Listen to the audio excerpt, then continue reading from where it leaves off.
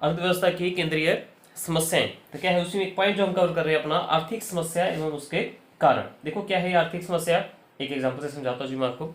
Suppose करो आपका birthday है, ठीक है, जन्मदिन है जी आज आपका। तो जैसे ही आप सुबह सुबह उठे तो फादर साहब का मूड अच्छा था, उठते ही आपको क्या किया जी, 1,000 रुपये दे दिया जी उन्होंने। ठीक है जी, बच्चा जाके क्या करेगा, कोई पार्टी करेगा, कोई भी इसको गिफ्ट वगैरह चाहिए, जो भी एक हिसाब से आपका गिफ्ट है ये 1,000 रुपये सुबह उठते ही आपको दे दिया गया जी। अब देखिए जैसे ही ये 1,000 रुपये आपके पास आए, इसी के साथ बहुत से आइडियाज भी आपके माइंड में आ गए। क्या आइडिया आ गए, मैं इस 1,000 रुपये से क्या करूंगा। ठीक है, अब आप बहुत सी बातें सोच रहे हैं इसके रिगार्डिंग। पहली बात जो आपने सोची, मैं अपने फ्रेंड्स को जाकर क्या करूंगा जी, पार्टी दूंगा। देखो बर्थडे पार्टी आप सेलिब्रेट करेंगे जाकर। ठीक है, दूसरा पॉइंट जो आपके माइंड में आया क्या, क्यों ना मैं अपने लिए एक ड्रेस ले आऊं। ठीक है, तीसरा पॉइंट, मैं कुछ पैसा सेव कर लेता हूं और कुछ पैसा मैं खर्च कर लेता हूं, एक शर्ट ले लूंगा और बाकी मैं सेव कर लूंगा जी अपने पास।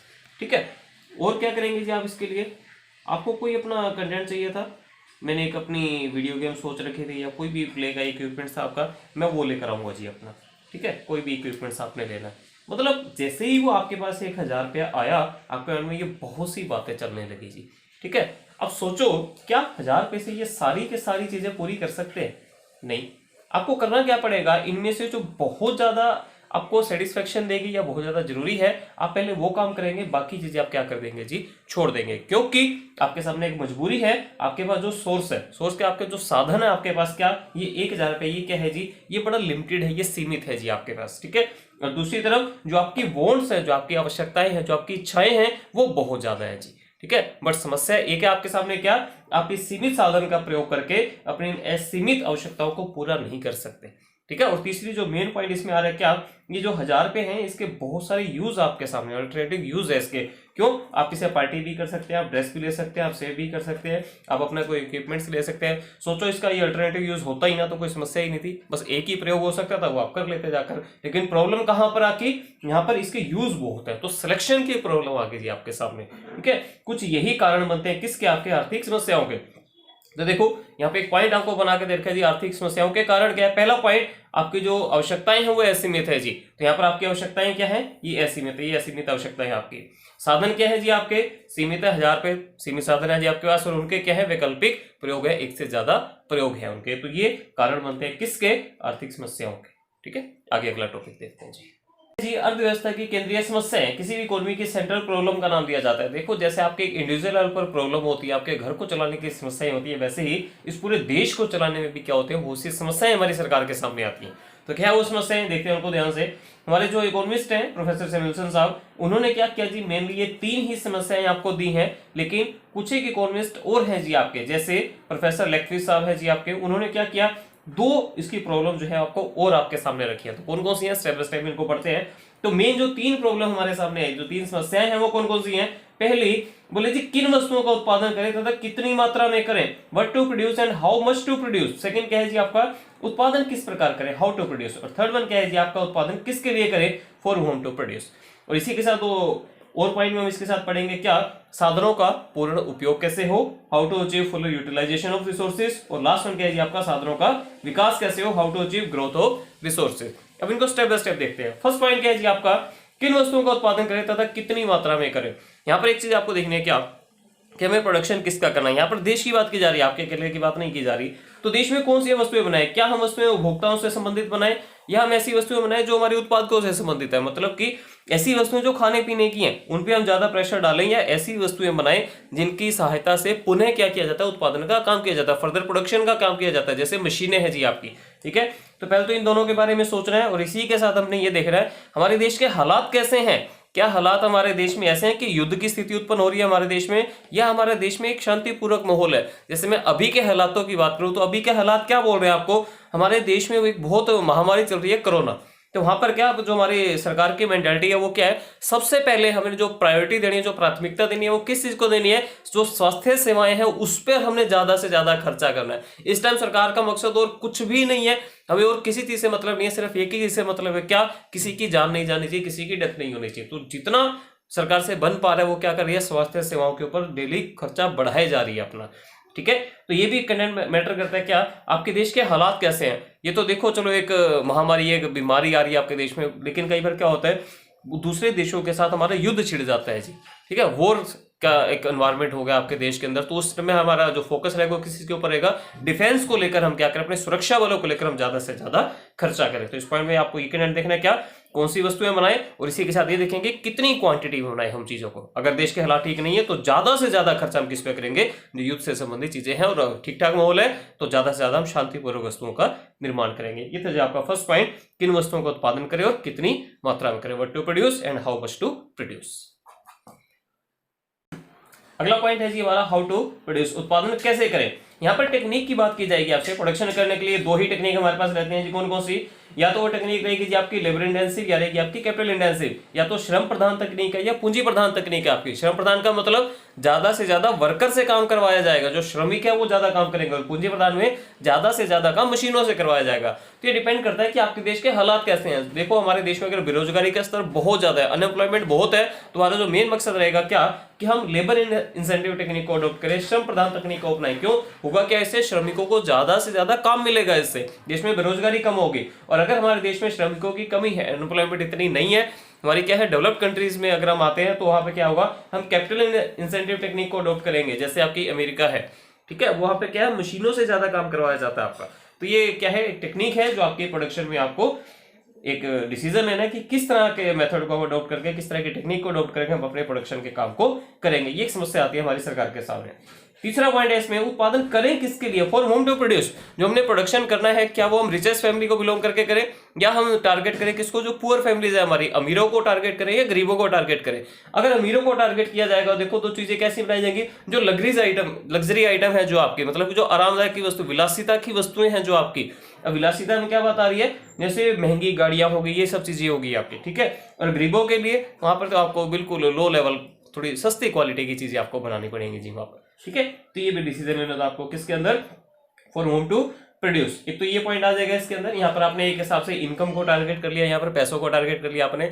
और दूसरा एक फंक्शनल डिस्ट्रीब्यूशन भी करते हैं इसके अंदर, कार्यात्मक विभागीकरण भी इसके अंदर किया जाता है आपका। क्या, जो उत्पादन के साधन होते हैं, किस साधन में कितना प्रोडक्शन हमने क्या करना, आगे डिस्ट्रीब्यूट करना।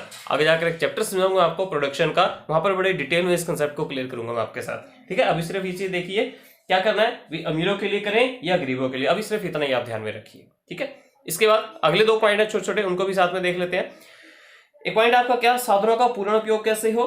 क्या होता है, कई बार हमारे जो सोर्सेज है उनका फुल यूटिलाइजेशन नहीं हो पा रहा है। जैसे काफी टाइम हम देखते हैं कि फैक्ट्रियां वगैरह बंद रहती हैं, अच्छे से यूज नहीं हो पाता, हड़तालें वगैरह रहती हैं, तो उनको कैसे दूर किया जाए, साधनों का पूरे से पूरा उपयोग कैसे किया जाए। और एक लास्ट वन है क्या, उनका विकास कैसे हो। विकास कैसे होने का मतलब क्या है, भी आज तो हम इन सोर्सेज को यूज कर रहे हैं, लेकिन हमारी जो फ्यूचर जनरेशन है वो भी क्या इनको यूज कर पाएगी या नहीं कर पाएगी, तो उसको भी इस चीज को क्या करना, माइंड में रखकर चलना, और किस तरह से हम इसको और ज्यादा डेवलप कर सकते हैं, हम किस तरह से अपने आप को एडवांस कर सकते हैं, किस तरह से हमारी ये जो एनर्जी है, ये जो हमारे साधन है, रिसोर्सेज है, कैसे हम इनको बढ़ाकर क्या कर सकते हैं, अपने देश को आगे ले जा सकते हैं। तो ये कुछ प्रॉब्लम्स है आपकी किसकी, हमारी अर्थव्यवस्था की, जिसे जाना जाता है अर्थव्यवस्था की केंद्रीय समस्या है।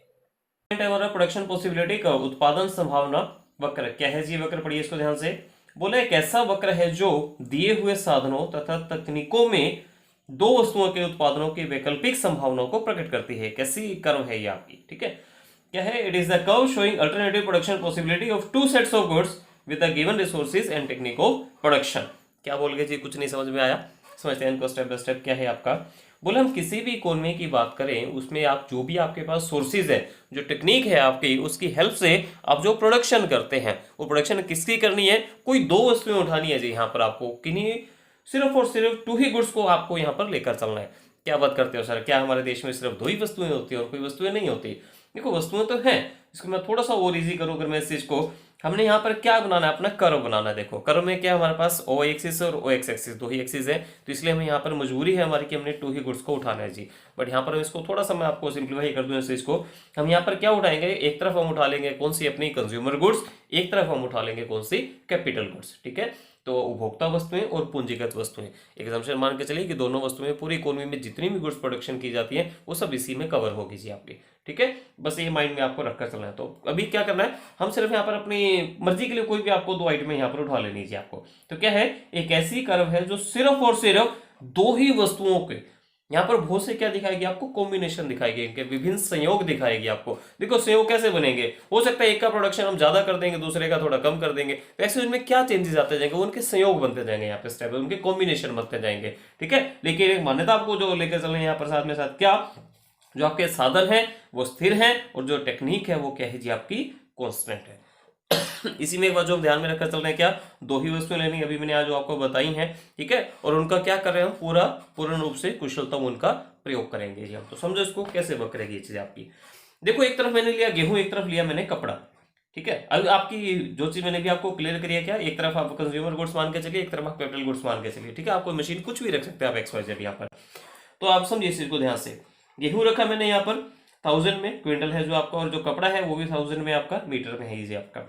देखो हमने कपड़े का बिल्कुल भी प्रोडक्शन नहीं किया, हमने सारे के सारा जितने भी सोर्सेज थे वो सब सोर्स हमने लगा दिए कहां पर, गेहूं के प्रोडक्शन में। कितना गेहूं का प्रोडक्शन हो गया, 15,000 क्विंटल गेहूं का प्रोडक्शन हो गया जी यहाँ पर। अब हम चाहते क्या है, हम चाहते हैं कि कपड़े का प्रोडक्शन थोड़ा सा बढ़ जाए, हम कपड़े के प्रोडक्शन को बढ़ाना चाहते हैं। तो क्या करना पड़ेगा, सोच के देखो। सोर्स लिमिटेड है जी आपके पास। देखो आपके पास 500 रुपए थे, ठीक है, हमने पहले भी इसका एक एग्जाम्पल उठाया था, आपके 500 या 1000 रुपए मिले, आपको बर्थडे है आपका, क्या उस 1000 रुपए से आप सारे की सारी अपनी ख्वाहिशें पूरी कर सकते थे? नहीं, अगर आपको एक काम करना था तो दूसरे को आपको छोड़ना पड़ता था। अब वही चीज यहाँ पर है, आपने सारे सोर्स कहाँ लगा रखे थे, गेहूं के प्रोडक्शन में लगा रखे थे।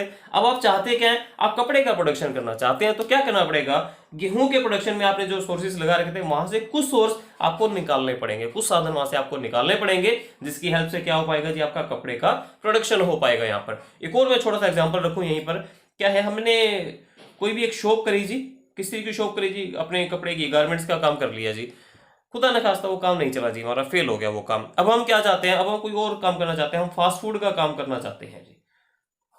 ठीक है, कोई अपना मिनी रेस्टोरेंट हम बनाना चाहते हैं। अब देखो जो सोर्स आपने कपड़े के काम में लगा दिए थे, क्या वो चीजें अब आपकी फास्ट फूड के उसमें काम आएंगी?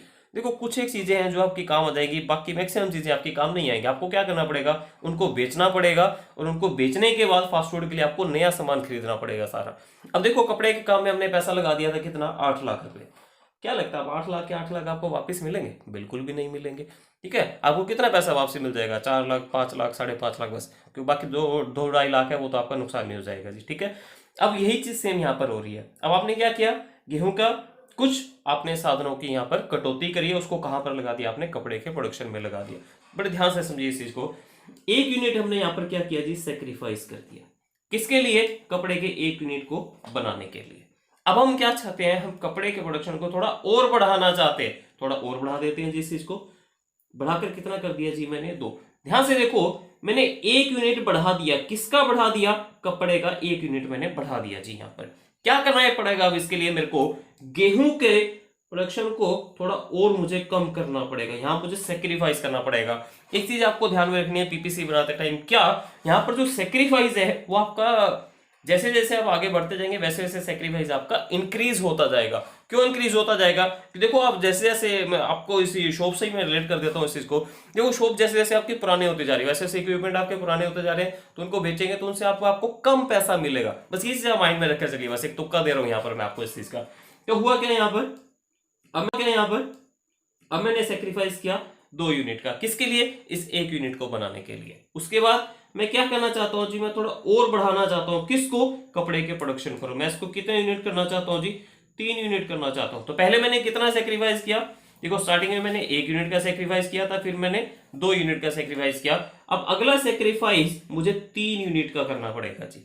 ठीक है, तो 3 यूनिट का सेक्रीफाइस कीजिए, कितना रह जाएगा जी यहाँ पर 9, और यहाँ पर कितना हो जाएगा 3। इसके बाद मैं 1 यूनिट और बनाना चाहता हूं, किसका जी, कपड़े का। ठीक है, देखो यहाँ एक एक यूनिट ही बढ़ रहा है मेरा, मैं इसको 4 यूनिट करना चाहता हूँ। तो पहले सेक्रीफाइस 3 यूनिट का था, अब अगला सेक्रीफाइस कितना हो जाएगा जी मेरा, 4 यूनिट का हो जाएगा। तो यहाँ कितना आ जाएगा जी आपका 5। इसके बाद मैं क्या करना चाहता हूँ, 1 यूनिट में और बनाना चाहता हूँ, तो अब यहाँ पर सेक्रीफाइस कितना हो जाएगा, 5 यूनिट का सेक्रीफाइस हो जाएगा, ये कितना हो जाएगा जी आपका 0। फिर देखो इस चीज को ध्यान से, आपने पहले सारे के सारे सोर्स कहां लगा दिए थे, गेहूं के प्रोडक्शन में लगा दिए थे। अब आप यहां से कुछ पैसा निकालकर कहां लगाना चाहते हो, कपड़े के प्रोडक्शन में लगाना चाहते हो। देखो आपने सारा पैसा डिफेंस के उसमें लगा दिया था, अब माहौल ठीक है, तो आप क्या करना चाहते हैं, आप थोड़ा इसको शिफ्ट करना चाहते हैं, पीसफुल एनवायरमेंट से रिलेटेड आप आइटम बनाना चाहते हैं। ठीक है, तो यहाँ पर क्या करना होगा, यहाँ पे सेक्रीफाइस करके आपको दूसरे कंटेंट के ऊपर लानी पड़ेगी वो चीज आपकी, वो कंटेंट आपको यहाँ पे समझा रहे जी आपका। तो रेट थोड़ा देखो ध्यान से इस चीज को। पहले आपने क्या किया, 1 यूनिट का सेक्रीफाइस किया 1 यूनिट बनाने के लिए। उसके बाद आपने क्या किया, आपने 2 यूनिट का सेक्रीफाइस किया किसके लिए, 1 यूनिट को बनाने के लिए। फिर आपने 3 यूनिट का सेक्रीफाइस किया इस 1 यूनिट को बनाने के लिए। उसके बाद आपने 4 यूनिट का सेक्रीफाइस किया 1 यूनिट बनाने के लिए। उसके बाद आपने 5 यूनिट का सेक्रीफाइस किया इस 1 यूनिट को बनाने के लिए। इतना कंटेंट क्लियर हुआ या नहीं हुआ आपको? ठीक है, ये क्या कहलाती है, ये चीज आपकी कहलाती है मार्जिनल रेट ऑफ ट्रांसफॉर्मेशन या marginal rate of opportunity cost के नाम से भी जानते हैं हम इस चीज को। ठीक है, मतलब आप जो ट्रांसफर हो रहे हैं वो रेट क्या है यहाँ पर आपकी, वो सीमांत जो दर है आपकी किसकी, हस्तांतरण की, वो कंटेंट आपको यहाँ पर बताया जा रहा है। अब इसी की हेल्प से क्या करना चाहिए, हमें अपना डायग्राम सेट करना है। देखो डायग्राम, इसी की हेल्प से क्या करना चाहिए, हमें अपना डायग्राम सेट करना है। देखो डायग्राम कैसे सेट होगा जी आपको। देखो गेहूं का प्रोडक्शन कितना है, 15,000 क्विंटल का। कपड़े का प्रोडक्शन है ही नहीं जी, तो फर्स्ट पॉइंट कहां बनेगा, गेहूं है, यहाँ पर क्या है जी आपका कपड़ा है। ओ एक्सिस पे हमारा क्या है, व्हीट है, और ओ एक्सिस पे क्या है जी, क्लोथ का प्रोडक्शन लिया जी हमने। तो अब फर्स्ट पॉइंट देखिए आपका ध्यान से। अब गेहूं का प्रोडक्शन है जी 15, तो 15 को टारगेट कर दीजिए जी, यहाँ पर ये पॉइंट लगाया थी हमने। ठीक है, अब कपड़े का प्रोडक्शन तो 0 है, तो यहीं पर ये पॉइंट रह जाएगा हमारा। अगला पॉइंट क्या बोल रहा है, गेहूं का प्रोडक्शन कम होकर कितना हो गया जी, 14, इस पॉइंट पे आ गया जी हम। ठीक है, और कपड़े का प्रोडक्शन कितना हो गया, 1 यूनिट का। तो कपड़े का प्रोडक्शन 1 यूनिट, गेहूं का 14, यहां से एक पॉइंट ड्रॉ करना है जी आपको।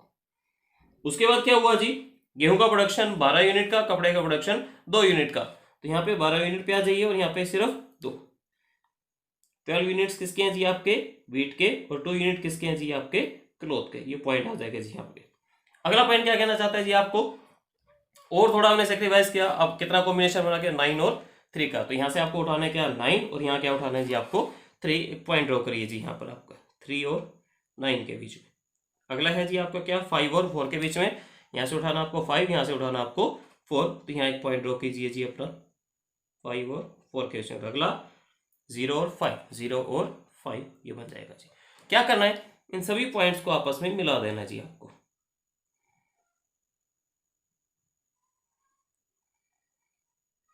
ठीक है, ये एक कर्व बनेगी जी आपकी, नाम दे दीजिए इस कर्व को। ठीक है, यहाँ पर मैंने एक्स वाई नाम दे दिया इस कर्व को। ये कर्व क्या बनी जी मेरी, ये कर्व बनी है मेरी क्या, इसको नाम ए बी दे दीजिए।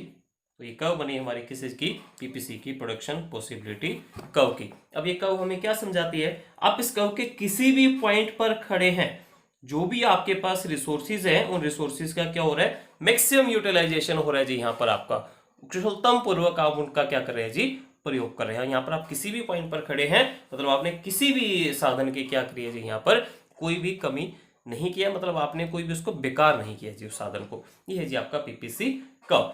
देखो जी आगे है जी हमारा, बोला जी उत्पादन संभावना वक्र है, इसकी कुछ विशेषताएं हैं जी आपकी, कुछ प्रॉपर्टीज आपकी पीपीसी की। तो क्या है यहाँ पर, बेसिकली 2 प्रॉपर्टीज हम इसकी कवर करके चल रहे हैं यहाँ पर। फर्स्ट पॉइंट है हमारा क्या, जो हमारा पीपीसी है ये स्लोप डाउनवर्ड होता है जी आपका, नीचे की ओर ढलान रहती है जी इसकी। कैसे बनेगी नीचे की ओर ढलान, समझना इस चीज को ध्यान से। बोला जो ढलान है इसकी वो ऊपर से नीचे की तरफ आएगी जी। ये ऊपर से नीचे की तरफ क्यों आ रही है ढलान, कारण क्या है जी इसके पीछे, इस रीजन को समझिए बड़े ध्यान से। देखो पहले आप प्रोडक्शन कर रहे हैं इस पॉइंट के ऊपर, इस पॉइंट होने का मतलब क्या है, समझना बड़े ध्यान से इस चीज को। आप इतना प्रोडक्शन तो कर रहे हैं किसका, गुड 1 का, और इतना प्रोडक्शन आप कर रहे हैं किसका, गुड 2 का। इतनी बात क्लियर होगी आपको बड़े अच्छे से। इस पॉइंट की बात कर रहा हूँ, पॉइंट ए की। इतना प्रोडक्शन हम किसका कर रहे हैं, गुड वाई का कर रहे हैं, और इतना प्रोडक्शन हम गुड एक्स का कर रहे हैं, एक्स एक्सिस पे जो हमारा गुड 1 और गुड 2। हम क्या करना चाहते हैं, हम इस पॉइंट के ऊपर आना चाहते हैं। इस पॉइंट पे आने का मतलब क्या था, देखो आपको क्या करना पड़ेगा, गुड 1 का आपको कुछ प्रोडक्शन कम करना पड़ेगा, तभी आप क्या कर सकते हैं, गुड वाई का प्रोडक्शन आप बढ़ा सकते हैं। कहने का मतलब गुड 1 को आप थोड़ा सा घटा देंगे उसके प्रोडक्शन को, तभी आपका गुड 2 का प्रोडक्शन क्या हो पाएगा, थोड़ा सा बढ़ सकेगा। तो ये एक रीजन रहता है कि आपका जो पीपीसी है ये कैसे रहता है जी आपका, ये ऊपर से नीचे की तरफ आता है, नीचे की ओर ढलान रहती है इसकी, स्लोप डाउनवर्ड रहती है जी चीज आपकी।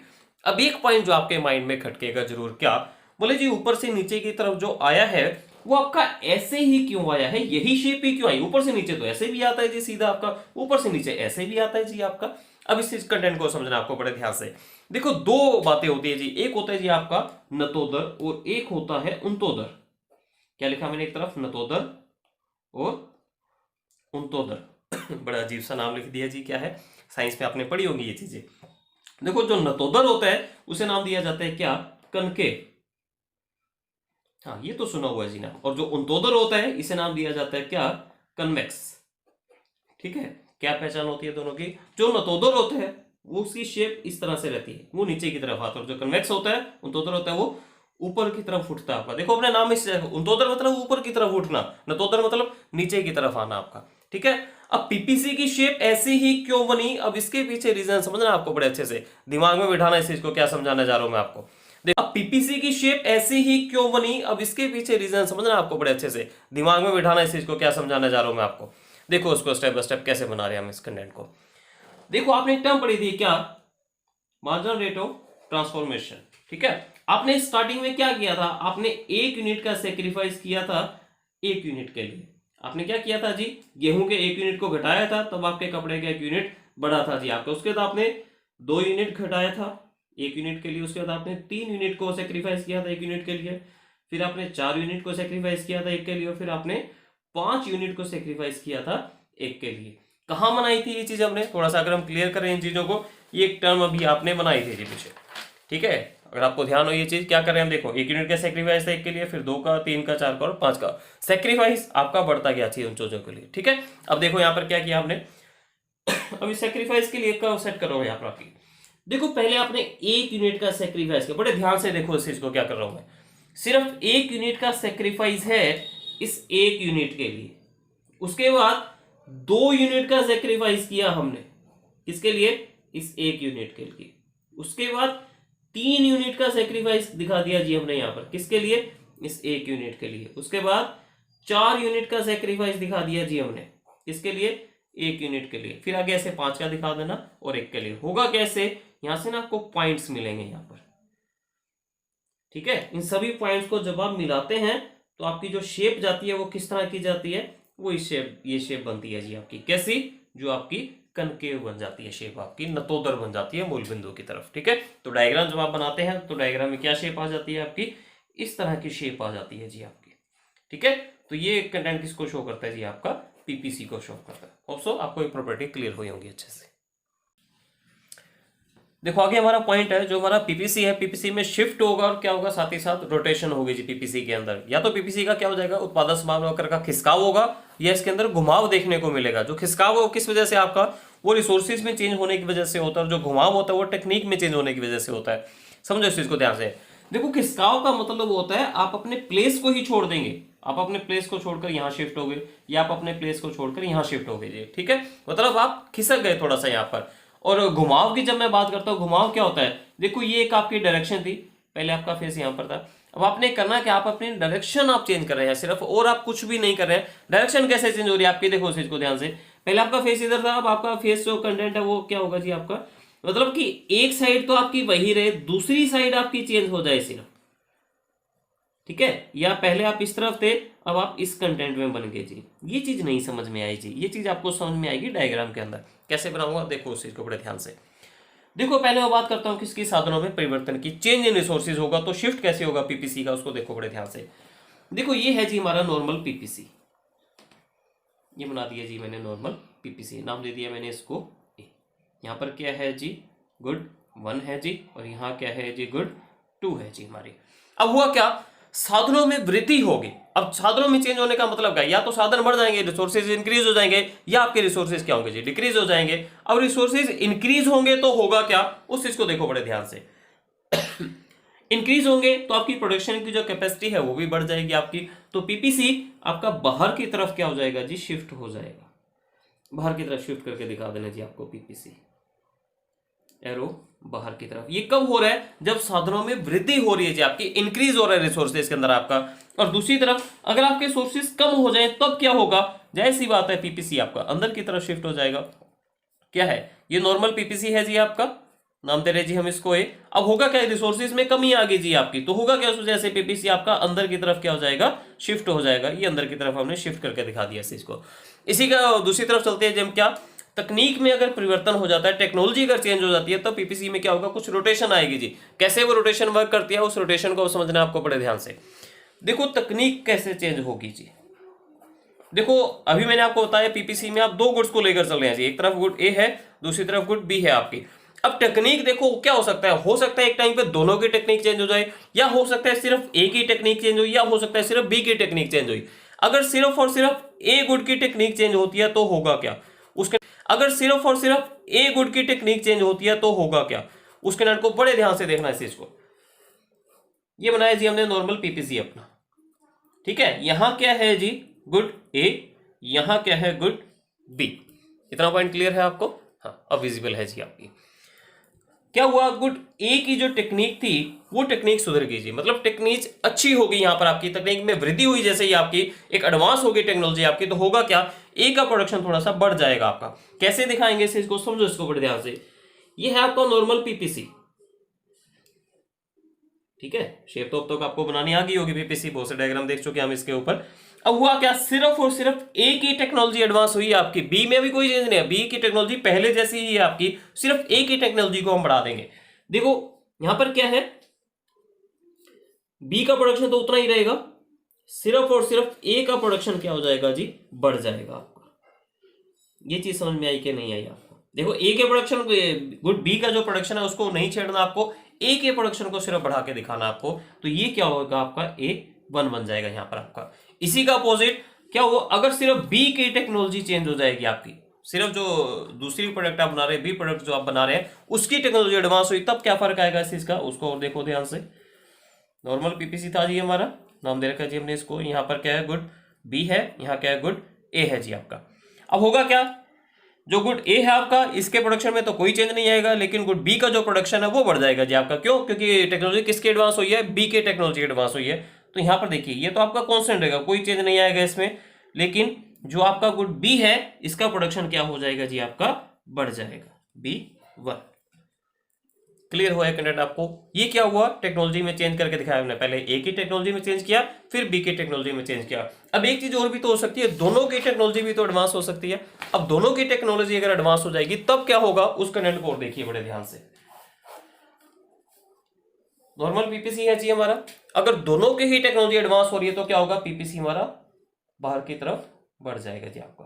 तो क्या होगा, इंक्रीज हो जाएगा, दोनों ही कंटेंट में हमारा ग्रो हो जाएगी उस चीज के अंदर। अगर दोनों की टेक्नोलॉजी कम हो जाएगी, देखो नॉर्मली वैसे होता नहीं है, मैक्सिमम केसेस में हम देखते हैं 99% केसेस हमारे ऐसे ही रहते हैं कि टेक्नोलॉजी जो है वो एडवांस होती है, कभी भी बैकवर्ड नहीं जाती वो चीज आपकी।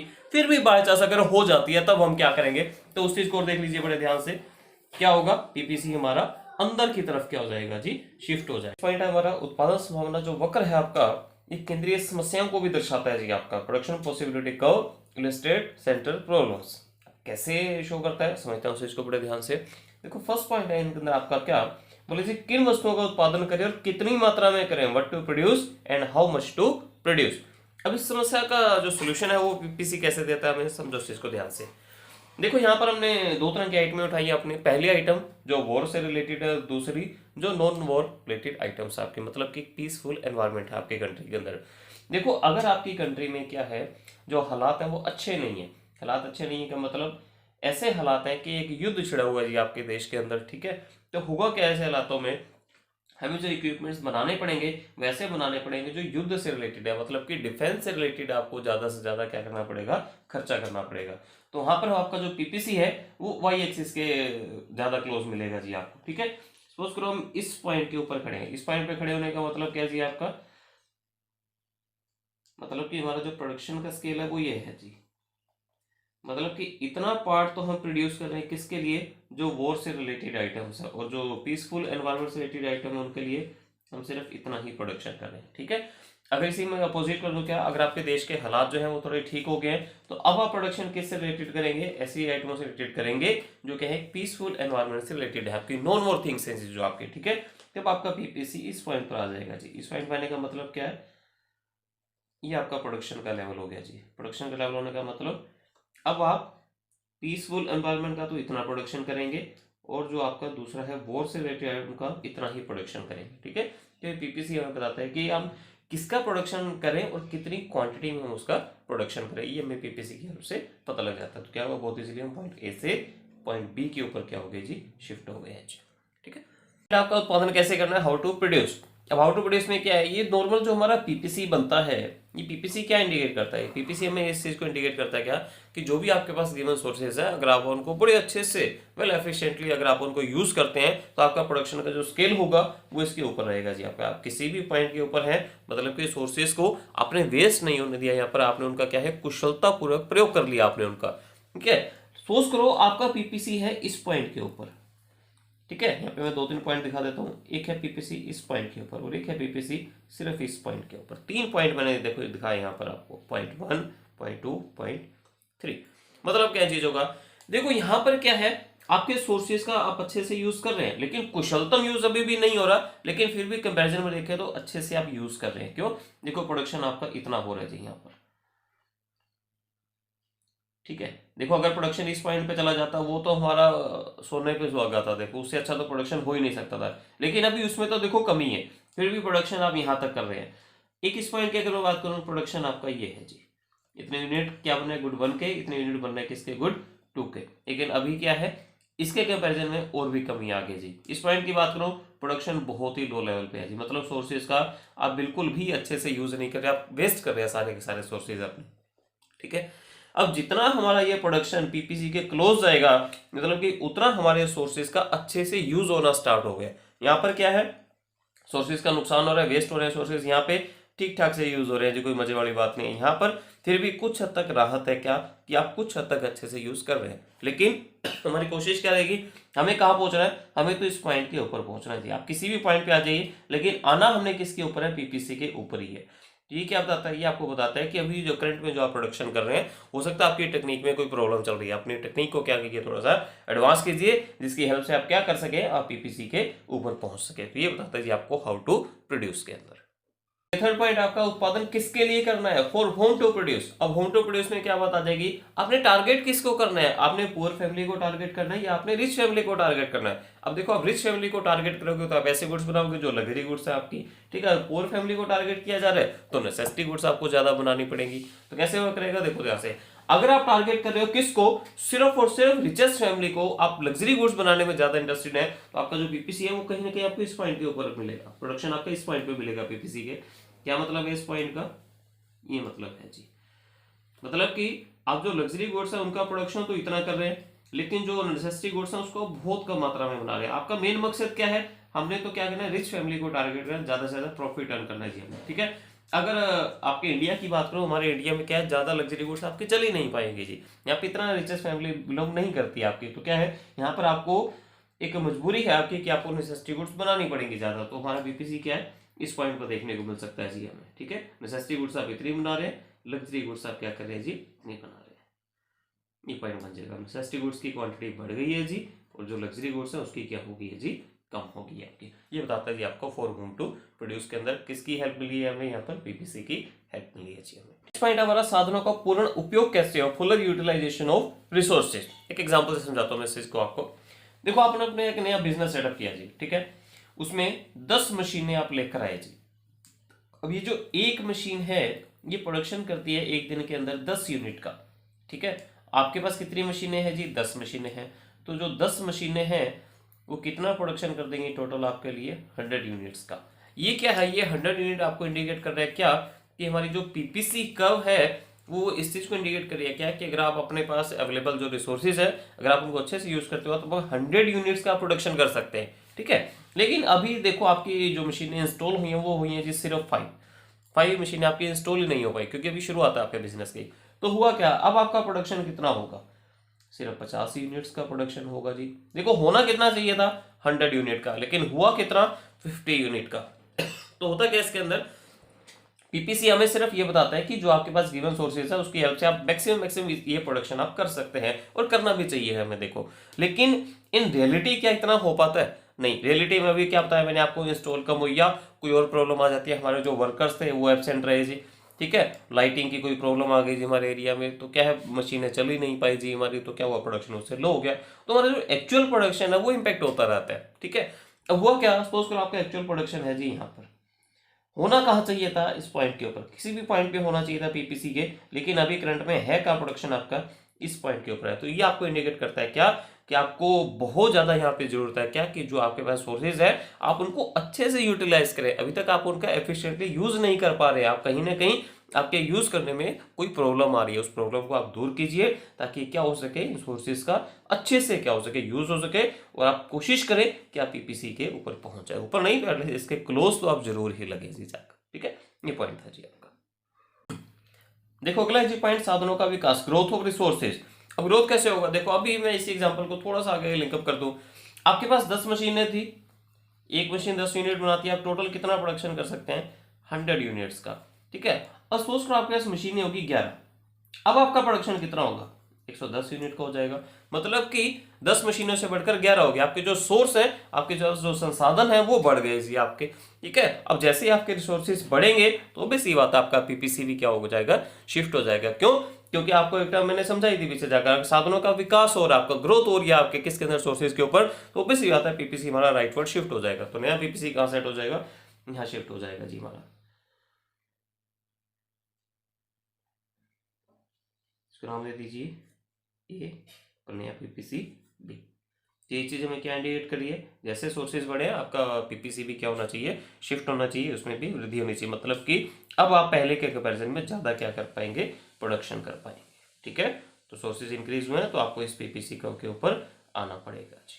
ठीक है, ये बताता है जी। देखो जी अगला पॉइंट है हमारा, बोले जो विभिन्न अर्थव्यवस्थाएं हैं आपके, इसमें केंद्रीय समस्याओं का समाधान किस तरह से किया जाता है। ठीक है, solution of central problem in different economies. तो 3 टाइप्स की इकोनॉमीज हमारे सामने होती है, 3 तरह की अर्थव्यवस्थाएं हमारे सामने, कौन कौन सी, पूंजीवादी अर्थव्यवस्था, समाजवादी और मिश्रित, कैपिटलिस्टिक, सोशलिस्टिक और मिक्स इकोनॉमी। पहले बात करते हैं किसकी, पूंजीवादी अर्थव्यवस्था की, कैपिटलिस्टिक इकोनॉमी की। क्या होता है पूंजीवादी अर्थव्यवस्था के अंदर, समझिए इस चीज को ध्यान से। देखो यहाँ पर जो भी सोर्सेज होते हैं उन सोर्सेज के ऊपर किसका राइट होता है, जो हमारा प्राइवेट सेक्टर है उसी का ही सारा के सारा राइट है इन चीजों के ऊपर। जो हमारी डेवलप्ड कंट्रीज हैं जैसे यूएसए है आपके, यहाँ पर क्या आपकी कैपिटलिस्टिक इकोनॉमी पाई जाती है जी आपकी। अब होगा क्या, यहाँ पर मार्केट में ये देखा जाएगा कि जो हमारा प्रोड्यूसर है उसका प्रॉफिट कहाँ पर मैक्सिमम हो रहा है जी आपका। यहाँ पर सोशल वेलफेयर को हम ध्यान में नहीं रखते, हमारा मकसद किस चीज के ऊपर होता है, हमने अपने प्रॉफिट को क्या करना है जी यहाँ पर मैक्सिमाइज करना है। ठीक है, ये कंटेंट इसके अंदर आ जाएगा जी आपका।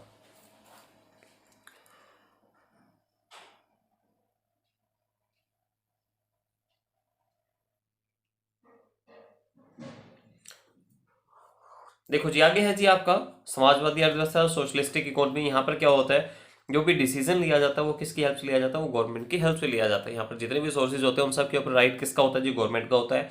तो गवर्नमेंट यहाँ पर क्या करती है, अपना एक प्लानिंग कमीशन सेट करती है। वो प्लानिंग कमीशन मार्केट में सर्वे करवाता है इस चीज के लिए भी कहाँ पर हमें ज्यादा खर्चा करने की नीड है, तो उस सर्वे के अकॉर्डिंग क्या किया जाता है, फिर यहाँ पर एक्सपेंस किए जाते हैं। यहाँ पे हमारे जो प्लान्स बनाए जाते हैं वो इसी के अकॉर्डिंग बनते हैं जी आपके। ठीक है, थर्ड वन है जी हमारा क्या, मिक्स इकोनॉमी, मिश्रित अर्थव्यवस्था। मिश्रित अर्थव्यवस्था क्या है आपकी, जहां पर पूंजीवादी और समाजवादी, कैपिटलिस्टिक और सोशलिस्टिक का एक मिक्सअप पाया जाता है जी आपका। आपके इंडिया की बात करें तो यहाँ पर क्या है, प्राइवेट सेक्टर भी वर्क करता है, साथ ही साथ गवर्नमेंट सेक्टर भी क्या करता है जी यहाँ पर वर्क करता है। दोनों एक इक्वली ही बोल सकते हैं हम यहाँ पर। ठीक है, तो प्राइवेट सेक्टर देखो कहां पर वर्क करेगा, जहां पर उन्हें प्रॉफिट सबसे ज्यादा मिलेंगे जी। ठीक है, हमारे जितने भी प्राइवेट एंटरप्राइजेस वर्क कर रहे हैं तो उनका मेन मकसद क्या होता है, प्रॉफिट को अर्न करना होता है। जैसे मैं एग्जांपल दूं यहाँ पर आपको, देखो जितने भी हमारे प्रोजेक्ट चल रहे हैं, जैसे ये टेलीकम्युनिकेशन चल रहा है जी आपका, और प्रोजेक्ट चल रहे हैं, यहाँ पर तो प्राइवेट सेक्टर बड़े अच्छे से घुसता है जी। लेकिन जहां बात की जाती है किसकी, जैसे वाटर सप्लाई की बात है जी हमारे इंडिया में, ठीक है, तो यहाँ पर क्या है, प्राइवेट सेक्टर आना ही नहीं चाहता, क्योंकि पता है यहाँ पर मार्जिन तो है ही नहीं।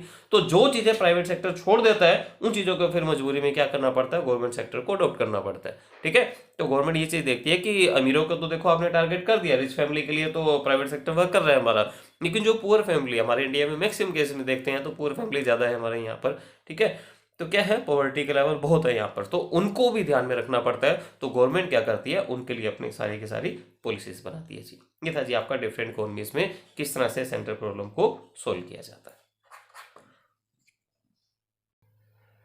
देखो जी नेक्स्ट पॉइंट है हमारा, इकोनॉमिक प्रॉब्लम और सेंट्रल प्रॉब्लम में डिफरेंस क्या है, आर्थिक समस्या और केंद्रीय समस्या में क्या अंतर है जी आपका, उस अंतर को समझना आपको ध्यान से। देखो जो आपकी इकोनॉमिक प्रॉब्लम, आर्थिक समस्या, ये क्या है, बोला it is the problem of making choice among the various alternative available.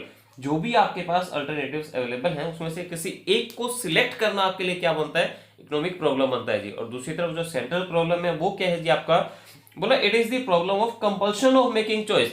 अब यहां पर क्या है, अल्टरनेटिव में आप ये नहीं कर सकते कि आप किसी को इग्नोर करते हैं, नहीं, जितने भी आपके पास वहां पे अवेलेबल अल्टरनेटिव है उन सभी को आपको चूज करना पड़ेगा, लेकिन प्रॉब्लम यहाँ पर ये आती है कि किसको कितने प्रोपोर्शनेट में हमें चूज करना है, मतलब किस पे किस एक अनुपात के अंदर आपको क्या करना है जी, खर्चा करना है जाकर। ठीक है, तो ये चीज अब देखिए बड़े ध्यान से, कैसे एक एग्जांपल से समझाता हूँ मैं ये चीज आपको। देखो हमारी जो हरियाणा गवर्नमेंट है, हरियाणा सरकार है जो हमारी, इसके पास दो प्रोजेक्ट है, मैं समझाता हूँ आपको। देखो पहला प्रोजेक्ट है जी हमारे सामने, क्या हमारे पास 10,000 करोड़ पे है जी, 10,000 करोड़ है जी हमारे पास। क्या करेंगे हम इसकी हेल्प से? देखो गवर्नमेंट के पास दो ऑप्शन है, क्या एजुकेशन पे उसको खर्चा करना है, और जो अदर सोशल सर्विस है हमारी, ठीक है, इसमें वाटर है, इलेक्ट्रिसिटी है, वो सब चीजें इसके अंदर आ रही हैं जी आपकी। अब देखो यहाँ पर आप सोच के देखो, क्या गवर्नमेंट इन दोनों में से किसी भी चीज को इग्नोर कर सकती है टोटली? क्या हरियाणा सरकार भी सोच सकती है हम एजुकेशन के ऊपर जीरो खर्चा करेंगे जी, कोई भी एक्सपेंस नहीं करेंगे? पॉसिबल ही नहीं है जी। ठीक है, अगर दूसरी तरफ मैं बात करूँ अदर सोशल सर्विस की, इसमें हम कोई खर्चा नहीं करेंगे, वो भी पॉसिबल नहीं है। ठीक है, यहाँ पे प्रॉब्लम क्या है, किस प्रोपोर्शन में कैसे खर्चा करना है जी हमें। तो हमने क्या सोचा जी, जो हमारा 4,000 करोड़ है वो तो हम लगा देंगे किसके ऊपर, एजुकेशन के ऊपर, और बाकी जो बचा हमारा कितना 6,000 करोड़, वो हम कहाँ लगा देंगे, अदर सोशल सर्विस में लगा देंगे। ठीक है, दूसरी तरफ चलते हैं जी, और है एक एक्स्ट्रा फंड है जी हमारे पास, कितना 5,000 करोड़ का। अब इसकी हेल्प से हम क्या करना चाहते हैं, तो मैनेजमेंट बुलाई गई, वहां पर जो कमेटी बैठी उनकी, उन्होंने सलाह दी, किसी ने सलाह दी, बोला क्यों ना सर हम दिल्ली की तरह फ्री वाईफाई स्टार्ट कर दे अपने हरियाणा के अंदर। ठीक है, और एक दूसरा सजेशन आया क्या, नहीं सर यहाँ पे हमें मेट्रो स्टार्ट करने की ज्यादा रिक्वायरमेंट है।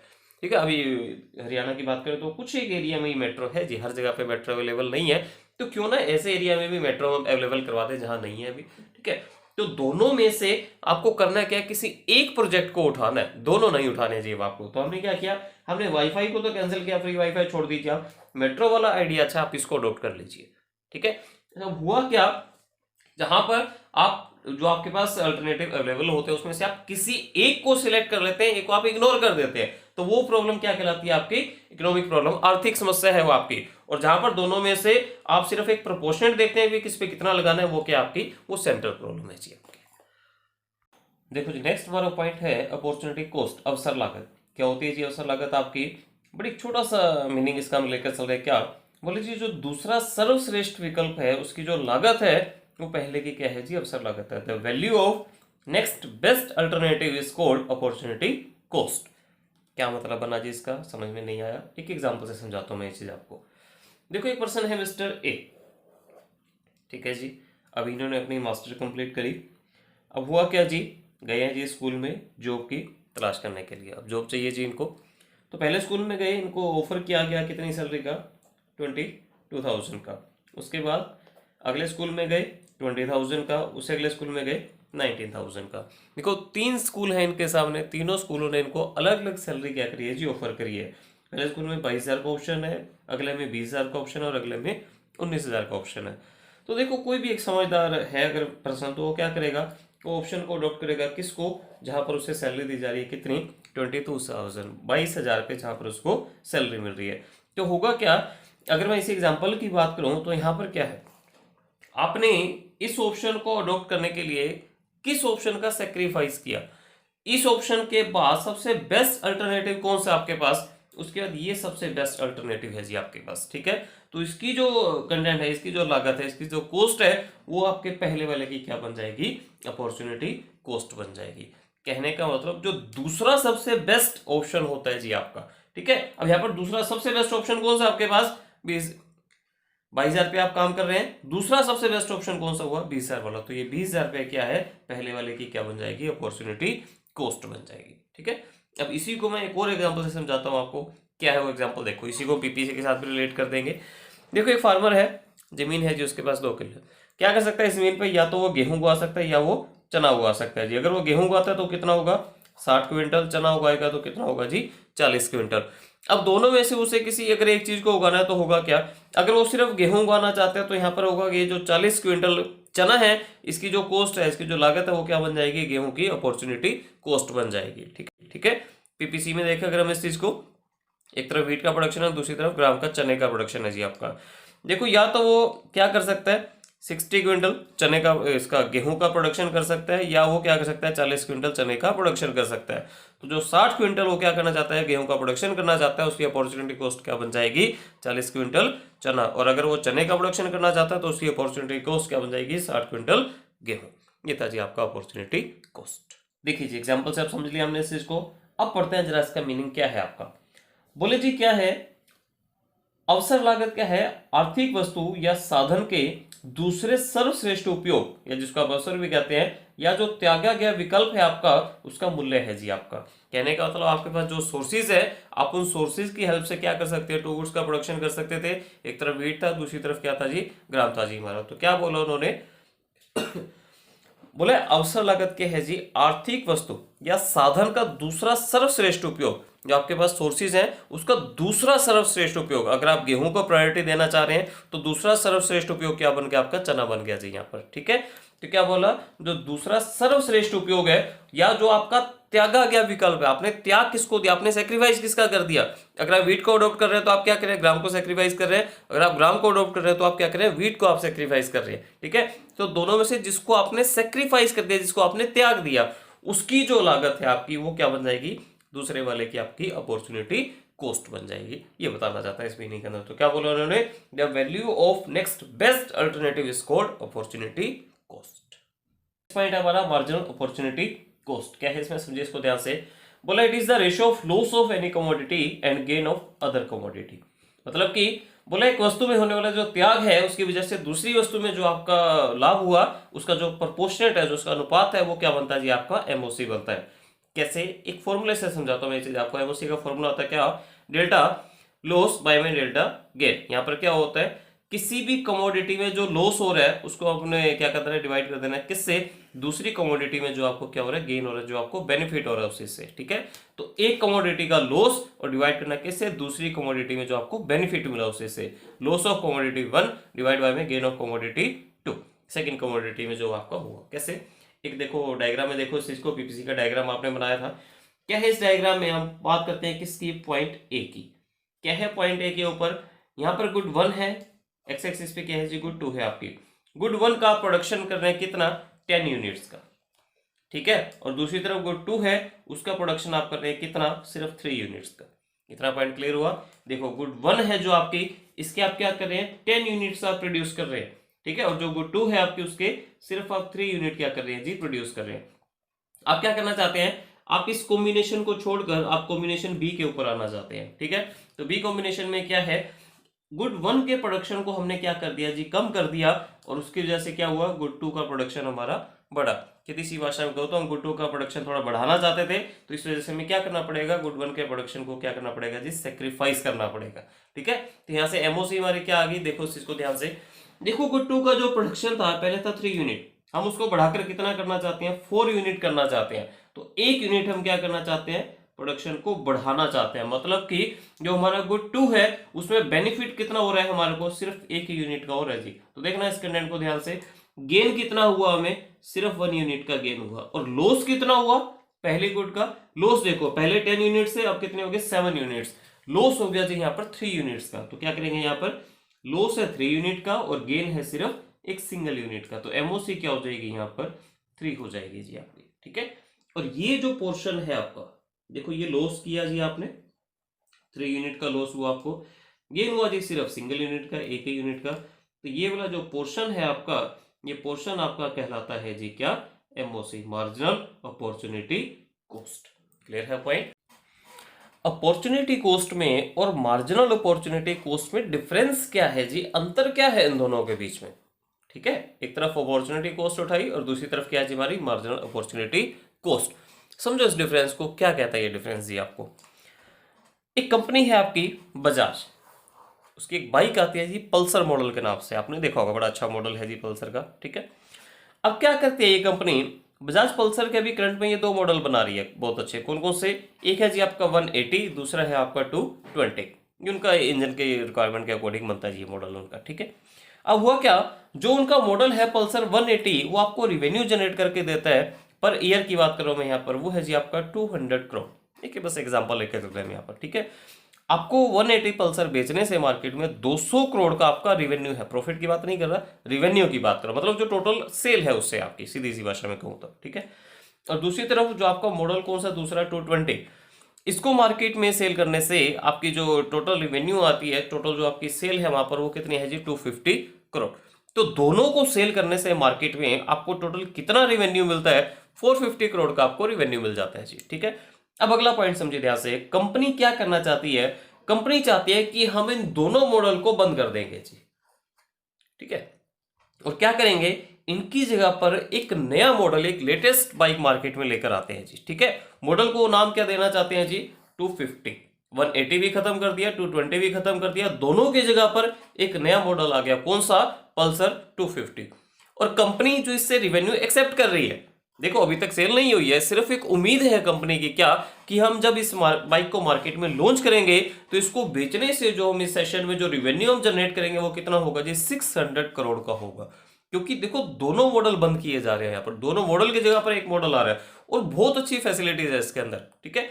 तो होगा क्या, क्वालिटी वाइज बहुत अच्छा है जी, तो लुक वाइज बहुत प्यारा है, तो होगा क्या, इसमें कंपनी को पूरी पूरी उम्मीद है क्या कि 600 करोड़ पे हम बड़े आराम से कमा जाएंगे जी इससे, ठीक है। अब यहाँ पर एक चीज को समझिएगा बड़े ध्यान से, अब यहाँ पर ये जो मॉडल बना रहे हैं, कौन सा, पल्सर 250, इसको बनाने की जो अपॉर्चुनिटी कॉस्ट आएगी वो क्या आएगी, जो हमने सेक्रीफाइस किया, सेक्रीफाइस क्या किया हमने, देखो मॉडल 180 को सेक्रीफाइस किया और मॉडल 220 को भी सेक्रीफाइस किया, दोनों से रिवेन्यू कितना आ रहा था हमारा, 450 करोड़ का, 450 करोड़ का ये जो रिवेन्यू है ये क्या बन जाएगा, ये अपॉर्चुनिटी कॉस्ट बन जाएगी, किस चीज के लिए, जो हमारा कौन सा है जी, मॉडल 250, इसके लिए। फिर सुनो इस चीज को ध्यान से, जो हमने नया मॉडल लॉन्च किया मार्केट में 250, इसकी अपॉर्चुनिटी कॉस्ट क्या बन जाएगी, जो आपने सेक्रीफाइस कर दिया, क्या सेक्रीफाइस कर दिया आपने, मॉडल 180 सेक्रीफाइस कर दिया और मॉडल 220 सेक्रीफाइस कर दिया। इतना पॉइंट क्लियर हुआ। अब ये तो बनी जी आपकी अपॉर्चुनिटी कॉस्ट, आपकी मार्जिनल अपॉर्चुनिटी कॉस्ट क्या बनेगी उस चीज को देखिए बड़े ध्यान से। जो आपने नया मॉडल लॉन्च किया कौन सा, P250, पल्सर का जो नया मॉडल मार्केट में आ गया आपका, उसकी मार्जिनल अपॉर्चुनिटी कॉस्ट क्या बन रही है विद रिस्पेक्ट टू मॉडल 180। देखो दो मॉडल थे आपके पास, कौन कौन से, एक 180 था, दूसरा 220 था जी आपका, तो दोनों की जो इंडिविजुअल यहां पर क्या है, आप कॉस्ट चेक करेंगे। 180 का इंडिविजुअल रिवेन्यू क्या था, इंडिविजुअल रिवेन्यू 200 करोड़ था इसका, और 220 का क्या था, 250 करोड़ था। तो देखिए यहां पर ध्यान से, marginal opportunity cost of model 250 with respect to model 180 कितनी है जी आपकी, 200 करोड़, और marginal opportunity cost of model 250 with respect to model 220 इस कितनी है जी, 250 करोड़। अब यहाँ पर एक चीज ध्यान रखिएगा, अगर हम इन दोनों मार्जिनल अपॉर्चुनिटी कॉस्ट को टोटल कर देते हैं, उनका समेशन कर देते हैं, तो यहाँ पे एक चीज आप ध्यान में रखिएगा, जो मार्जिनल अपॉर्चुनिटी कॉस्ट है अगर उसका समेशन कर दिया जाता है वो किसके इक्वल हो जाता है, वो अपॉर्चुनिटी कॉस्ट के इक्वल हो जाता है आपका। तो क्या करें हम यहाँ पर, देखो ध्यान से, 200 करोड़ 180 की रिस्पेक्ट में आई और 250 करोड़ किसके रिस्पेक्ट में, 220 की, तो दोनों को जब ऐड कर दिया जाएगा 200 करोड़ और 250 करोड़, ये कंबाइंड वे में क्या बन जाएगा, ये 450 जो है ये आपकी बन जाएगी क्या, अपॉर्चुनिटी कॉस्ट। लेकिन अगर मैं इंडिविजुअली बात करता हूं इनकी, तो ये क्या बन रही है आपकी, मार्जिनल अपॉर्चुनिटी कॉस्ट बन रही है, ठीक है। अब यहाँ पर एक कंटेंट जो आपको माइंड में रखना है, क्या बोला, किसी भी चीज है आपकी, किसी भी चीज को अडॉप्ट करने के लिए आपको अगर मल्टीपल चीजें सेक्रीफाइस करनी पड़ रही है, तो हर इंडिविजुअल सेक्रीफाइस को हम क्या नाम देते हैं, यहाँ पर मार्जिनल अपॉर्चुनिटी कॉस्ट कहते हैं, और उन्हीं को एग्रीगेट बेसिस पर हम क्या नाम देते हैं, अपॉर्चुनिटी कॉस्ट का नाम देते हैं जी आपका। क्लियर हुआ कंटेंट आपको। देखो अभी तक जो हम एग्जांपल पीछे पढ़ के आए, अगर हमने किसी टीचर का एग्जांपल उठाया था, किसी के, ठीक है, वो फार्मर का एग्जांपल उठाया था, वहां पर मैं एक सिंगल यूनिट का जिक्र कर रहा था आज आपसे, ठीक है। क्या था उसमें, देखो एक जगह मैं काम कर रहा हूं मुझे 20,000 मिल रहे हैं, दूसरी जगह काम कर रहा हूं 18,000 मिल रहे हैं, तो होता क्या था, सीधी सीधी आप अपॉर्चुनिटी कॉस्ट निकाल देते थे। अगर मैं 20,000 वाली जॉब को अडॉप्ट कर रहा हूं तो उसकी अपॉर्चुनिटी कॉस्ट क्या बन गई, 18,000 पे। जब सिंगल यूनिट की बात की जाती है तो अपॉर्चुनिटी कॉस्ट भी वही होती है और मार्जिनल अपॉर्चुनिटी कॉस्ट भी सेम ही रहती है जी आपकी, ठीक है। बट इस एग्जांपल में मैंने आपको दोनों अलग अलग तरीके से समझा दिया यहाँ पर कंटेंट। देखो जी क्या है पॉइंट आपका, बोले जी जो आपकी मार्जिनल अपॉर्चुनिटी कॉस्ट है वो शो करती है किसको, पीपीसी की स्लोप को। जो आपकी सीमांत अवसर लागत है वो उत्पादन संभावना वक्र की ढाल को प्रकट करती है। कैसे, देखो ध्यान से, अगर आपका मार्जिनल अपॉर्चुनिटी कॉस्ट कैसे है जी, इंक्रीजिंग है, एमओसी अगर आपकी इंक्रीजिंग है, बढ़ रही है आपकी, तो आपका जो पीपीसी बनेगा वो कनकेव बनेगा जी आपका। अगर आपकी एमओसी क्या है जी, कांस्टेंट है, तो आपका पीपीसी कैसा बनेगा, एक स्ट्रेट लाइन में बनेगा जी आपका। और अगर आपकी एमओसी क्या हो रही है, डिक्रीज हो रही है, तो आपका पीपीसी कैसा बनेगा जी, कन्वेक्स बनेगा। कैसे, समझो इस चीज को ध्यान से। एमओसी इंक्रीज होने का मतलब क्या था, इंक्रीज होने के लिए अगर आपको ध्यान हो, हमने एक टेबल सेट करी थी अपनी, कौन सी टेबल थी, देखो ध्यान से, एक तरफ हमने क्या लिया था, क्लोथ, एक तरफ वीट,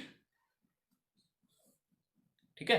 कैसे ये रख लीजिए, चाहे यहां रख लीजिए, चाहे इसको शफल कर लीजिए, जैसे आपको अच्छा लगेगा वैसे कर सकते हैं चीजों को। देखो ध्यान से, यहां पर हुआ क्या था, हम वीट का प्रोडक्शन कर रहे थे कितना, 15 यूनिट का क्लॉथ का प्रोडक्शन जीरो था जी हमारा, क्लॉथ का प्रोडक्शन हम कर ही नहीं रहे थे। ठीक है, आप करना क्या चाहते हैं, आप क्लॉथ के प्रोडक्शन को थोड़ा बढ़ाना चाहते हैं। आपने क्या किया, आपने 1 यूनिट क्लॉथ का प्रोडक्शन कर दिया जी। यहाँ पर क्या करना पड़ेगा, वीट के प्रोडक्शन को सेक्रीफाइस करना पड़ेगा। हमने यहाँ पे सेक्रीफाइस किया था कितना, एक सिंगल यूनिट का, 1 यूनिट का यहाँ पर। ठीक है, उसके बाद क्या हुआ था जी, हम क्लॉथ के प्रोडक्शन को और बढ़ाना चाहते हैं, 1 यूनिट में और बढ़ाना चाहता हूं जी यहाँ पर। तो उसके लिए करना क्या पड़ेगा, मुझे वीट का थोड़ा और सेक्रीफाइस करना पड़ेगा। अब मैंने सेक्रीफाइस कर दिया कितना, 2 यूनिट्स का। ठीक है, अगर मुझे और प्रोडक्शन बढ़ाना है क्लॉथ का तो सेक्रीफाइस मुझे और बढ़ाना पड़ेगा। 3 यूनिट का सेक्रीफाइस बढ़ा दिया जी हमने, तो कितना हो गया आपका 9। और प्रोडक्शन बढ़ाया हमने क्लॉथ का तो सेक्रीफाइस भी और बढ़ जाएगा हमारा, कितना हो जाएगा 5। और प्रोडक्शन बढ़ाया यहाँ पर तो सेक्रीफाइस भी बढ़ा हमारा, कितना हो गया जी आपका 0। तो यहाँ पर एमओसी क्या हुई, यहाँ पर क्या लिखा जाता है, कमोडिटी 1 है जो आपकी, उसमें जो आपका लॉस हो रहा है वो यहाँ पे मेंशन करते हैं हम। और दूसरा जो गेन हो रहा है आपको किसका, दूसरे कंटेंट का, दूसरा जो आपका ऑप्शन है जी आपका उसमें। ठीक है, यहाँ पर क्या लिखा मैंने, डेल्टा गेन। तो देखो इस चीज को बड़े ध्यान से, सेक्रीफाइस आपने कितना किया, पहले एक सिंगल यूनिट का सेक्रीफाइस किया, गेन कितना हुआ, सिंगल यूनिट का ही गेन हुआ जी आपको।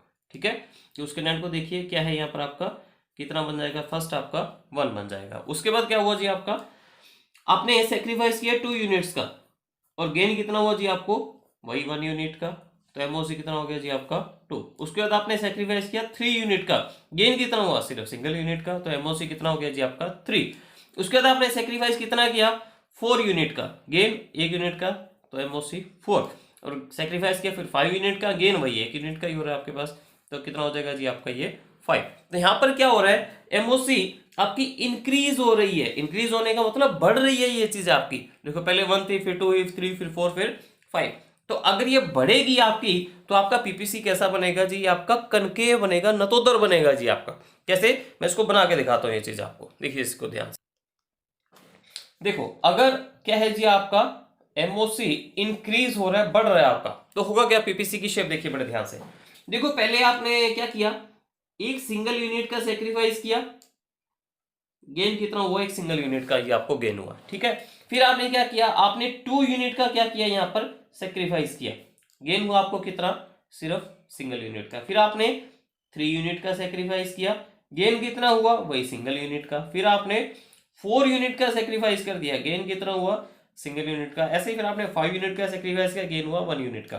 करना क्या है, इन सभी पॉइंट्स को आपस में मिला देते हैं जी, मिला दो इन पॉइंट्स को, तो ये पॉइंट मिला दिए जी हमने आपस में। ठीक है, तो ये कैसे गई शेप हमारी, इस तरह से ये शेप चलेगी जी आपके। ठीक है, तो ये क्या बनी, ये कनकेव बन रही है ये चीज आपकी। ठीक है, अगर मैं इसी को दूसरी तरफ ले आता हूं, अगर एमओसी आपका कांस्टेंट हो जाता है आपको, तो कांस्टेंट होगा तो उससे क्या होगा, उस चीज को देखिए बड़े ध्यान से। देखो एक सिंगल यूनिट का हमने सेक्रीफाइस किया, गेन हुआ सिंगल यूनिट का। फिर हमने सेक्रीफाइस सिंगल यूनिट का किया, गेन हुआ सिंगल यूनिट का।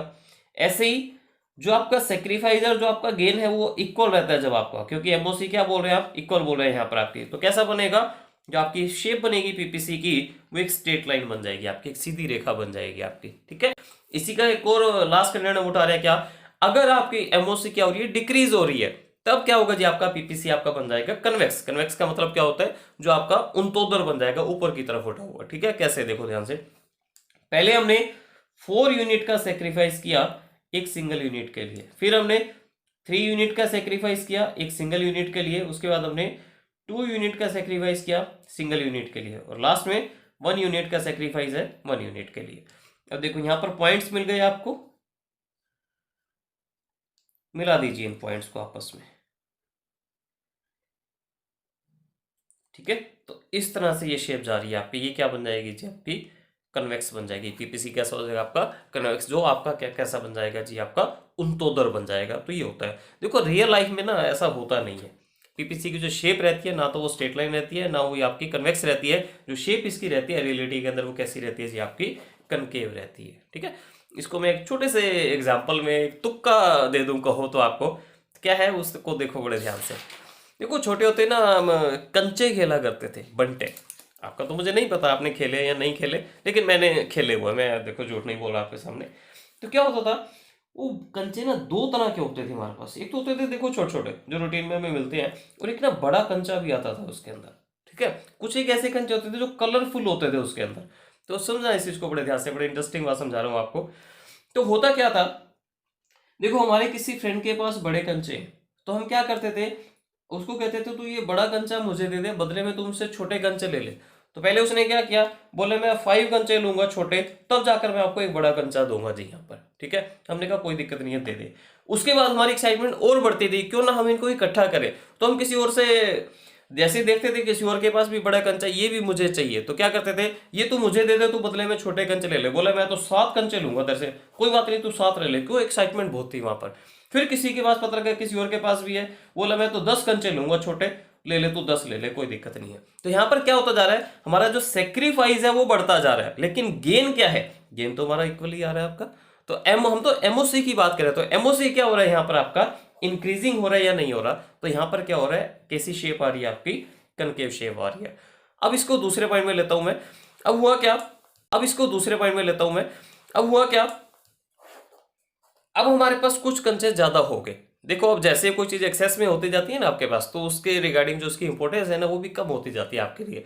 अब क्या हुआ जी, किसी को पता लगा जी इसके पास बड़े कंचे हैं, तो बड़ा कंचा तो देखो हमें चाहिए, फिर भी कलेक्शन अब बना रहे हैं यहाँ पर, बट अब मैं ज्यादा कंचे देने में इंटरेस्टेड नहीं हूँ, क्यों, मेरे पास पड़े हैं जी अब बड़े कंचे, अब मुझे ज्यादा रिक्वायरमेंट नहीं है उन चीजों की। तो हुआ क्या यहाँ पर, देखो ध्यान से, तो अब किसी ने बोला बड़ा कंचा है, बोला बदले में मैं क्या लूंगा जी आपसे, 5 कंचे लूंगा, आपने दे दिया। नेक्स्ट टाइम बोले एक और बड़ा कंचा लेगा, अब मैं 5 कंचे नहीं दूंगा तेरे को, मैं तो तेरे को 3 ही कंचे दूंगा जी अब यहाँ पर, ठीक है। उसके बाद एक बड़े कंचे के लिए हमने सिर्फ 2 ही कंचे दिए यहाँ पर। तो यहाँ पर क्या हो रहा है, हमारा जो सेक्रीफाइस है वो कम हो रहा है, यहाँ पर आपका कम हो रहा है। तो कैसी शेप बन जाएगी आपकी, कन्वेक्स शेप बन जाएगी आपकी। अभी मैंने ये चीज आपको बताई थी, ये धीरे धीरे क्या होती जा रही है, कम होती जा रही है। पहले 3 का सेक्रीफाइस था, फिर पहले 4 का था, फिर 3 का, फिर 2 का, फिर 1 का, गेन वही सिंगल यूनिटी हो रहा है हमारा, ठीक है। और अब बिल्कुल लास्ट पॉइंट पे आ जाए, तो क्या हुआ, खेलने बैठे थे, बोले मेरे पास तो बड़े कंचे हैं, देखो जी बड़ा कंचा है छोटा कंचा है, हम तो एक के बदले में एक ही देंगे, बात खत्म, ठीक है। तो हर केस में आप एक ही कंचे के बदले में उसको रिटर्न कर रहे हो, एक्सचेंज कर रहे हो आप उस चीज को, ठीक है। तो यहाँ पर क्या बन जाएगी, ये आपकी स्ट्रेट लाइन बन जाएगी। ये कंटेंट था जी आपका, ठीक है। क्लास छोटा सा पॉइंट आपका रह गया जी, क्या, एमआरटी और एमओसी क्या है, ये समझो इसको ध्यान से। देखो एमओसी जो अभी आप मेरे साथ पढ़ के आए हैं, क्या, मार्जिनल अपॉर्चुनिटी कॉस्ट, और एमआरटी आपने पढ़ा था पीछे, क्या, मार्जिनल रेट ऑफ ट्रांसफॉर्मेशन, ठीक है, जो आपकी हस्तांतरण रेखा की कर्व बनती थी आपके। तो क्या है यहाँ पर, मैक्सिमम केसेस में टीचर आपको बताते हैं कि एमआरटी और एमओसी सेम होती है आपके, लेकिन ध्यान रखिएगा सेम नहीं, तो इसमें छोटा सा एक डिफरेंस होता है आपका, एक फंडामेंटल डिफरेंस है इसके बीच में। क्या है वो डिफरेंस, जो आपकी एमओसी होती है, मार्जिनल अपॉर्चुनिटी कॉस्ट, इसको एक्सप्रेस किया जाता है किसके अंदर, मनी टर्म्स के अंदर, पैसों में इसको मेजर किया जाता है। और दूसरी तरफ जो आपका एमआरटी है, इसको एक्सप्रेस किया जाता है किसके अंदर, यूनिट्स के अंदर, मतलब कि इसका जो विवरण रहेगा वो यूनिट्स में रहेगा, और जो आपकी एमओसी है ये किस में रहेगी, ये धनराशि में, ये मनी टर्म्स में रहेगी जी आपकी, ठीक है। तो ये कन्नड़ आपको बताना चाहता है। लेकिन फिर इसको सेम क्यों कहते हैं, सेम इसलिए कहते हैं क्योंकि हमने क्या निकालना होता है, हमने प्रपोर्शनेट निकालना होता है, हमने अनुपातिक प्रतिशत निकालना होता है इस चीज का। तो इसलिए आंसर हमारा दोनों से क्या आ जाता है जी, सेम आ जाता है। तो इसलिए एमआरटी और एमओसी को सेम कहा जाता है, इक्वल माना जाता है। यहां पर आपका चैप्टर ओवर है जी आपका। होप सो आपको चैप्टर समझ में आ गया हो।